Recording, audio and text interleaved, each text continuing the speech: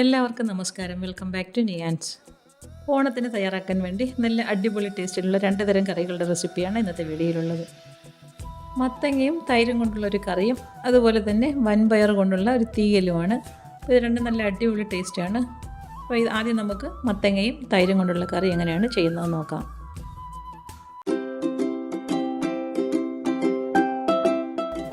ഈ കറി തയ്യാറാക്കുന്നതിന് വേണ്ടി ഒരു ചെറിയ പീസ് മത്തങ്ങ എടുത്തിട്ടുണ്ട്. ഇനി അതിൻ്റെ തൊലിയൊക്കെ കളഞ്ഞൊന്ന് വൃത്തിയാക്കി എടുക്കണം. ഉള്ളിലുള്ള ആ കുരുവൊക്കെ ഉള്ള ഭാഗമെല്ലാം ഒന്ന് കളഞ്ഞെടുക്കാം. തൊലി നന്നായിട്ട് ചെത്തി എടുത്തതിന് ശേഷം നല്ലതുപോലെ 2 പീസ് കഴുകി വൃത്തിയാക്കി എടുക്കാം. ഈ കറി തയ്യാറാക്കുന്നതിന് വേണ്ടി നല്ല വിളഞ്ഞ മത്തങ്ങ നോക്കി എടുക്കണം. അപ്പോഴാണ് കറിക്ക് നല്ല ടേസ്റ്റ് കിട്ടുന്നത്. അപ്പോൾ അത് ഇതേപോലെ 2 കഷ്ണവും നന്നായിട്ട് തൊലി കളഞ്ഞ് വൃത്തിയാക്കി കഴുകിയെടുത്തിട്ടുണ്ട്. ഇനി ഇതിനെ ഒന്ന് മുറിച്ചെടുക്കാം. ചെറിയ ചെറിയ പീസസ് ആയിട്ട് വേണം മുറിച്ചെടുക്കാൻ. ആദ്യം നമുക്ക് ഇതേപോലെ ഒന്ന് കീറിയെടുക്കാം. അതിനുശേഷം ഓരോന്നും എടുത്തിട്ട് ചെറിയ ചെറിയ പീസസ് ആയിട്ടൊന്ന് മുറിച്ചെടുക്കാം. ഒരുപാട് വലിയ കഷ്ണങ്ങളായിട്ട് മുറിച്ചെടുക്കേണ്ടത് ഈ ഒരു വലുപ്പത്തിലാണ് ഇതിനു വേണ്ടി കഷ്ണങ്ങൾ മുറിച്ചെടുക്കേണ്ടത്. എടുത്തു വെച്ചിരുന്ന മത്തങ്ങ മുഴുവനും ഈ ഒരു വലുപ്പത്തിൽ നമുക്കൊന്ന് കട്ട് ചെയ്തെടുക്കാം. മത്തങ്ങയെല്ലാം കട്ട് ചെയ്തെടുത്തതിന് ശേഷം ഈ കറി വയ്ക്കാനുള്ള ചട്ടിയിലേക്ക് ആക്കി കൊടുക്കാം. പിന്നീട് അതിലേക്ക് ആവശ്യത്തിനുള്ള ഉപ്പ് ഇട്ട് കൊടുക്കാം. കറിക്ക് ആവശ്യമുള്ള ഉപ്പും ചേർത്ത് കൊടുത്തതിന് ശേഷം ഒരു 1/4 ടീസ്പൂൺ അളവിൽ മഞ്ഞൾപ്പൊടി ഇട്ട് കൊടുക്കാം. അതിൻ്റെ കൂടെ തന്നെ 1/2 ടീസ്പൂൺ അളവിൽ മുളക് പൊടിയും കൂടി ചേർത്ത് കൊടുക്കാം. ഇനി ഇതിലേക്ക് വേകാൻ ആവശ്യമുള്ള വെള്ളം ഒഴിച്ചു കൊടുക്കാം. വെള്ളം ഒഴിച്ചു കൊടുത്തതിന് ശേഷം നന്നായിട്ടൊന്ന് മിക്സ് ചെയ്ത് കൊടുക്കാം. ഇതേപോലെ നന്നായിട്ടൊന്ന് മിക്സ് ചെയ്ത് കൊടുത്തതിന് ശേഷം ചട്ടി മൂടി വെച്ച് അടുപ്പിലേക്ക് വെച്ച് കൊടുത്തൊന്ന് വേവിച്ചെടുക്കാം. അത് വേകാൻ വെച്ചതിന് ശേഷം ഒരു കപ്പ് തൈര് ഒരു പാത്രത്തിലേക്ക് ഒഴിച്ചു കൊടുക്കാം. തൈര് ഒഴിച്ചു കൊടുത്തതിന് ശേഷം അതിലേക്ക് കുറച്ച് ഉപ്പും കൂടെ ചേർത്ത് കൊടുക്കണം. ഉപ്പ് ഇട്ട് കൊടുത്തതിന് ശേഷം തൈര് നന്നായിട്ടൊന്ന് ഉടച്ചെടുക്കണം. ഇതേപോലെ ഒരു ഹാൻഡ് വിസ്കോ അല്ലെങ്കിൽ സ്പൂണോ ഉപയോഗിച്ച് നന്നായിട്ടൊന്ന് ഉടച്ചെടുക്കാം. ഒട്ടും കട്ടയൊന്നും ഇല്ലാതെ നല്ല രീതിയിലൊന്ന് ഉടച്ചെടുക്കണം. ഇതേപോലെ തൈര് ഉടച്ച് എടുത്തിട്ടുണ്ട്. ഇനി അതിനെ അങ്ങോട്ട് മാറ്റി വയ്ക്കാം. അപ്പം വേകാൻ വെച്ചിരുന്ന കഷ്ണങ്ങളൊക്കെ എന്തായെന്ന് നോക്കാം. തുറന്നതിന് ശേഷം നന്നായിട്ടൊന്ന് ഇളക്കി കൊടുക്കാം. അതിനുശേഷം അതിൽ നിന്നൊരു പീസ് മത്തങ്ങ എടുത്ത് നോക്കാം വെന്തിട്ടുണ്ടോയെന്ന്. മത്തങ്ങയൊക്കെ പെട്ടെന്ന് വെന്ത് കിട്ടുന്ന വെജിറ്റബിൾ ആണല്ലോ. ഒരു 2 മിനിറ്റ് കൊണ്ട് തന്നെ നന്നായിട്ടൊന്ന് വെന്ത് കിട്ടും. അതായത് ഒരു കഷ്ണം എടുത്ത് നോക്കിയപ്പോൾ നന്നായിട്ട് വെന്ത് വന്നിട്ടുണ്ട്. ഇനി അത് ഫ്ലെയിം ഓഫ് ചെയ്ത് കൊടുക്കാം. ഫ്ലെയിം ഓഫ് ചെയ്ത് കൊടുത്തതിന് ശേഷം നമ്മൾ ഉടച്ച് വെച്ചിരിക്കുന്ന തൈര് ഇതിലേക്ക് ഒഴിച്ചു കൊടുക്കാം. തൈര് ഒഴിച്ച് കൊടുത്തിട്ട് നന്നായിട്ടൊന്ന് ഇളക്കി കൊടുക്കണം. ഒഴിച്ചു കൊടുത്ത ഉടനെ തന്നെ തൈര് ഇളക്കി കൊടുക്കണം. ഇല്ലാന്നുണ്ടെങ്കിൽ ഇത് പിരിഞ്ഞു പോകും. ചട്ടിയുടെ ചൂട് തന്നെ മതിയാകും ഈ തൈരൊന്ന് ചൂടായി കിട്ടാൻ വേണ്ടി. നന്നായിട്ട് 2 മിനിറ്റോളം നല്ലതുപോലെ ഒന്ന് ഇളക്കി കൊടുക്കാം. ഇല്ലാന്നുണ്ടെങ്കിൽ കറിയുടെ ടെക്സ്ചർ മാറിപ്പോകും. അപ്പോൾ തൈര് പിരിഞ്ഞു പോകും. അതുകൊണ്ട് നല്ലതുപോലെ ഒന്ന് ഇളക്കി കൊടുക്കണം. ഈ രീതിയിൽ നന്നായിട്ട് ഇളക്കി കൊടുക്കാം. ഈ സമയത്ത് കറിക്കുള്ള ഉപ്പൊക്കെ നോക്കണം. ഉപ്പില്ലാന്നുണ്ടെങ്കിൽ ചേർത്ത് കൊടുക്കാം. അപ്പോൾ കറി നന്നായിട്ട് സെറ്റായി വന്നിട്ടുണ്ട്. ഇതിലേക്ക് നമുക്കൊന്ന് താളിച്ചും കൂടി ഒഴിക്കണം. അപ്പോൾ ചട്ടി അടുപ്പിൽ വെച്ച് വെളിച്ചെണ്ണ ഒഴിച്ചു കൊടുത്തിട്ടുണ്ട്. അതിലേക്ക് കുറച്ച് കാന്താരി മുളക് ഇതേപോലെ ഒന്ന് അറ്റം പുലർത്തി എടുത്തിട്ടുണ്ട്. അതിനെ എണ്ണയിലേക്ക് ഇട്ട് കൊടുത്തൊന്ന് വറുത്തെടുക്കാം. കാന്താരി മുളകോ അല്ലെങ്കിൽ നമുക്ക് സാധാരണ കിട്ടുന്ന പച്ചക്കറിയുടെ കൂടെ കിട്ടുന്ന മുളകോ ഏതായാലും മതി. ഇതേപോലെ നന്നായിട്ടൊന്ന് വറുത്തതിന് ശേഷം അതിലേക്ക് ഒഴിച്ചു കൊടുക്കാനാണ്. അപ്പോൾ മുളകൊക്കെ എണ്ണയിലിട്ട് വറുക്കുമ്പോൾ പ്രത്യേകം ശ്രദ്ധിച്ചോളണം, പൊട്ടിത്തെറിക്കാനുള്ള ചാൻസ് ഉണ്ട്. അപ്പോൾ ഫ്ലെയിം നന്നായിട്ട് സിമ്മിലാക്കിയതിന് ശേഷം വേണം വറുത്തെടുക്കാൻ. അപ്പോൾ മുളക് വറുത്തത് മാറ്റി വയ്ക്കാം. ഇനി എണ്ണയിൽ തന്നെ കടുക് ഇട്ട് കൊടുക്കാം. കടുക് പൊട്ടി വരുന്ന സമയത്ത് കുറച്ച് ചുവന്നുള്ളി ചതച്ചത് അതിലേക്ക് ഇട്ട് കൊടുക്കാം. ഇനി ഒരു ടീസ്പൂൺ അളവിൽ വെളുത്തുള്ളി ചതച്ചതും കൂടി ഇട്ട് കൊടുക്കാം. ഇനി ഇത് നന്നായിട്ടൊന്ന് മൂപ്പിച്ചെടുക്കണം. വെളുത്തുള്ളിയും ചുവന്നുള്ളിയൊക്കെ എണ്ണയിൽ കിടന്ന് നന്നായിട്ടൊന്ന് മൂത്ത് വരണം. മൂത്ത് വരുന്ന സമയത്ത് കറിവേപ്പിലയും കൂടി ഇട്ട് കൊടുക്കാം. ഇനി ഇതെല്ലാം കൂടി നന്നായിട്ടൊന്ന് മൂപ്പിച്ചെടുക്കണം. നന്നായിട്ട് മൂത്ത് വരുമ്പോഴേക്കും അതിലേക്ക് നമുക്ക് കുറച്ച് മഞ്ഞൾപ്പൊടിയും കായപ്പൊടിയും കൂടി ചേർത്ത് കൊടുക്കാം. അപ്പോൾ ഇത് നന്നായിട്ട് ഉള്ളിയും ഒക്കെ മൂത്ത് വന്നിട്ടുണ്ട്. ഒരു നുള്ളും മഞ്ഞൾപ്പൊടിയും അതേപോലെ തന്നെ 1/2 ടീസ്പൂൺ അളവിൽ കായപ്പൊടിയും കൂടി ചേർത്ത് കൊടുക്കാം. ഇനി അതും കൂടി നന്നായിട്ടൊന്ന് മൂപ്പിച്ചെടുക്കണം. പൊടികളിട്ട് കൊടുത്തതിന് ശേഷം ഫ്ലെയിം ഓഫ് ചെയ്ത് കൊടുക്കാം. ഇപ്പോൾ നന്നായിട്ട് എല്ലാം മൂത്ത് വന്നിട്ടുണ്ട്. ഇനി നമുക്ക് കറിയിലേക്ക് ഇത് ആദ്യം മുളക് ഇട്ട് കൊടുക്കാം. വറുത്ത് വെച്ചിരുന്ന മുളക് അതിലേക്ക് ഇട്ട് കൊടുക്കാം.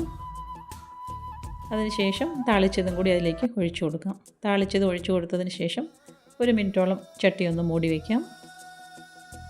അതിൻ്റെ മണമൊക്കെ അതിലേക്കൊന്ന് പിടിച്ച് കിട്ടട്ടെ. അതിന് വേണ്ടി ഇതൊന്ന് മൂടി വയ്ക്കാം. ഇപ്പം നമ്മൾ വിളമ്പുന്ന സമയമായിട്ടുണ്ട്. കറി നന്നായിട്ട് സെറ്റായി വന്നിട്ടുണ്ട്. നല്ല അടിപൊളി ടേസ്റ്റാണ്. അത് താളിച്ചത് ഒഴിച്ച് കൊടുത്തിട്ട് നമ്മൾ ഇളക്കിയിട്ടില്ല. ഇനി ഇതിനെ നന്നായിട്ടൊന്ന് ഇളക്കി കൊടുക്കാം. ഇതാ കണ്ടില്ലേ, കറി നന്നായിട്ട് സെറ്റായി വന്നിട്ടുണ്ട്. നല്ല കിടിലൻ ടേസ്റ്റാണ്. മത്തങ്ങ കൊണ്ട് ഈ ഒരു രീതിയിൽ കറി ഒന്ന് തയ്യാറാക്കി നോക്കൂ. അതായത് കണ്ടില്ലേ എത്രത്തോളം കറി സെറ്റായി വന്നിട്ടുണ്ടെന്ന്. കാണുമ്പോൾ തന്നെ അറിയാമല്ലോ, നല്ല ടേസ്റ്റാണ്. പിന്നെ നമുക്കിത് ചോറ് വിളമ്പിയിട്ട് അതിലേക്ക് ഒഴിച്ചു കൊടുക്കാം.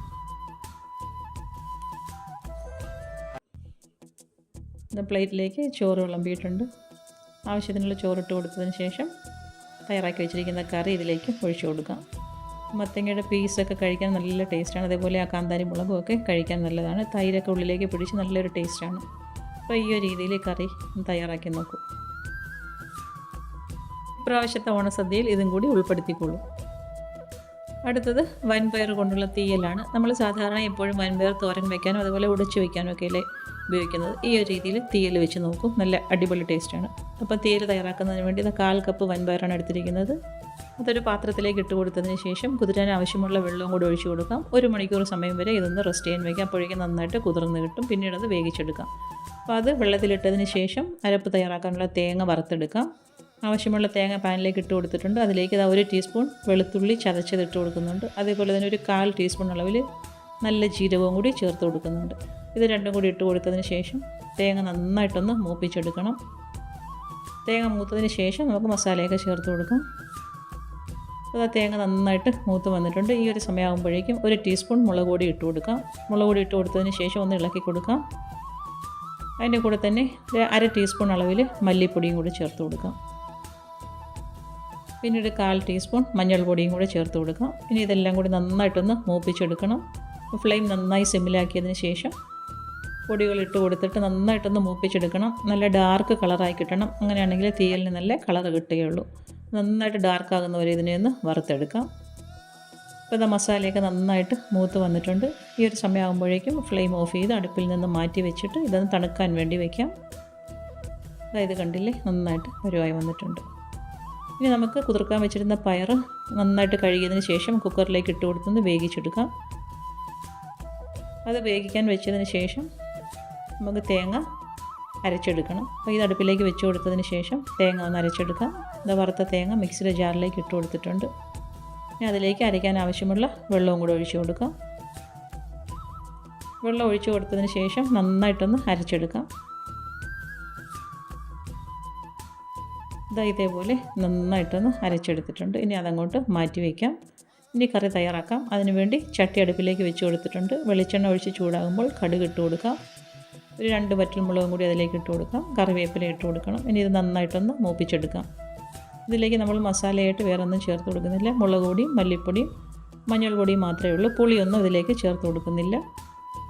അതായത് നന്നായിട്ട് മൂത്ത് വരുന്ന സമയത്ത് 10-15 ചെറിയ ഉള്ളി ഇതേപോലെ അരിഞ്ഞെടുത്തിട്ടുണ്ട്. അത് അതിലേക്ക് ഇട്ട് കൊടുക്കാം. ചെറിയ ഉള്ളി കുറച്ച് കൂടുതൽ ഇട്ട് കൊടുക്കണം. ഉള്ളി ഇട്ട് കൊടുത്തതിന് ശേഷം അത് നന്നായിട്ടൊന്ന് വഴറ്റി കൊടുക്കാം. ഉള്ളി നന്നായിട്ടൊന്ന് വാടി കിടണം. അതുവരെ ഇതിനെ ഒന്ന് വഴറ്റിയെടുക്കാം. നമ്മൾ ഈ തീയലൊക്കെ വയ്ക്കുമ്പോൾ ചെറിയ ഉള്ളി ഒരുപാട് ഇടുന്നത് നല്ല ടേസ്റ്റാണ്. അപ്പോൾ അതിനനുസരിച്ച് ചെറിയ ഉള്ളി ചേർത്ത് കൊടുത്തോളൂ. ഉള്ളി ഇപ്പോൾ നന്നായിട്ട് വഴണ്ട് വന്നിട്ടുണ്ട്. ഈ ഒരു പരുവാകുമ്പോഴേക്കും നമുക്ക് വേവിച്ച് വെച്ചിരിക്കുന്ന പയർ ഇതിലേക്ക് ഇട്ട് കൊടുക്കാം. ഇതേപോലെ ഉള്ളി നന്നായിട്ട് വഴണ്ട് വരണം. അപ്പോൾ കുക്കറിലേക്ക് വെച്ചിട്ടുന്ന പയർ നന്നായിട്ട് വെന്ത് വന്നിട്ടുണ്ട്. കുറച്ച് വെള്ളം കൂടെ ഉണ്ട്. ആ വെള്ളത്തോടെ തന്നെ നമുക്കിത് ചട്ടിയിലേക്ക് ഒഴിച്ചു കൊടുക്കാം.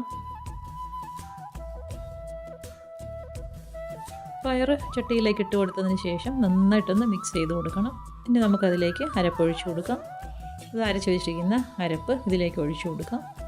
ഒഴിച്ചു കൊടുത്തതിന് ശേഷം നമുക്ക് എത്രത്തോളം ഗ്രേവി ആവശ്യമുണ്ടോ അത്രത്തോളം വെള്ളം കൂടെ ഇതിലേക്ക് ഒഴിച്ചു കൊടുക്കാം. അരപ്പൊഴിച്ചു കൊടുത്ത് നന്നായിട്ട് ഇതേപോലെ ഒന്ന് മിക്സ് ചെയ്ത് കൊടുക്കണം. നമ്മൾ പയറിൽ കുറച്ച് വെള്ളം ഉണ്ടായിരുന്നു, അതുകൊണ്ട് തന്നെ ഗ്രേവി എത്രത്തോളം വേണമെന്ന് നോക്കിയതിന് ശേഷം മാത്രം വെള്ളം ഒഴിച്ചു കൊടുക്കാം. ആവശ്യത്തിനുള്ള വെള്ളം ഒഴിച്ചു കൊടുക്കാം. ഒഴിച്ചു കൊടുത്തതിന് ശേഷം വീണ്ടും നന്നായിട്ടൊന്ന് ഇളക്കി കൊടുക്കാം. ഇതുവരെ നമ്മൾ ഇതിലേക്ക് ഉപ്പ് ചേർത്ത് കൊടുത്തിട്ടില്ല. ഇനി ആവശ്യത്തിനുള്ള ഉപ്പും കൂടി ഇതിലേക്ക് ഇട്ട് കൊടുക്കാം. ഉപ്പ് ഇട്ട് കൊടുത്തതിന് ശേഷം വീണ്ടും നന്നായിട്ടൊന്ന് ഇളക്കി കൊടുക്കാം. ഇതേപോലെ നല്ലതുപോലെ ഒന്ന് ഇളക്കി കൊടുത്തതിന് ശേഷം ഇനി ചട്ടി മൂടി വെച്ച് കറി ഒന്ന് തിളപ്പിച്ചെടുക്കണം. നമ്മളിതിലേക്ക് ഉപ്പ് ഇട്ട് കൊടുക്കുമ്പോൾ പുളിയൊന്നും ചേർക്കാത്തത് കൊണ്ട് തന്നെ ഉപ്പ് വളരെ കുറച്ച് മാത്രം മതിയാകും. അപ്പോൾ ഇതേപോലെ നന്നായിട്ട് ഇളക്കി കൊടുത്തതിന് ശേഷം ചട്ടി ഒന്ന് മൂടി വെച്ച് കൊടുക്കാം. ഇനി കറി നന്നായിട്ട് തിളച്ച് വരുന്നത് വരെ ഒന്ന് വെയിറ്റ് ചെയ്യാം. ഇപ്പോൾ ഇതാ കറി നല്ലതുപോലെ തിളച്ച് വന്നിട്ടുണ്ട്. പയറൊക്കെ ഓൾറെഡി വെന്തിരിക്കുന്നത് കൊണ്ട് തന്നെ ഇനി ഒരുപാട് സമയം നമുക്ക് അടുപ്പിലേക്ക് ഇട്ട് കൊടുക്കേണ്ട ആവശ്യമില്ല. നല്ലതുപോലെ ഒന്ന് ഇളക്കി കൊടുത്തതിന് ശേഷം വീണ്ടും ചട്ടി മൂടി വെച്ചതിന് ശേഷം ഫ്ലെയിം നല്ലതുപോലെ ഒന്ന് സിമ്മിലാക്കി കൊടുക്കാം.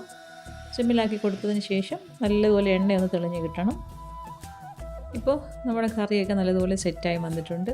എണ്ണയൊക്കെ തെളിഞ്ഞ് കിട്ടിയിട്ടുണ്ട്.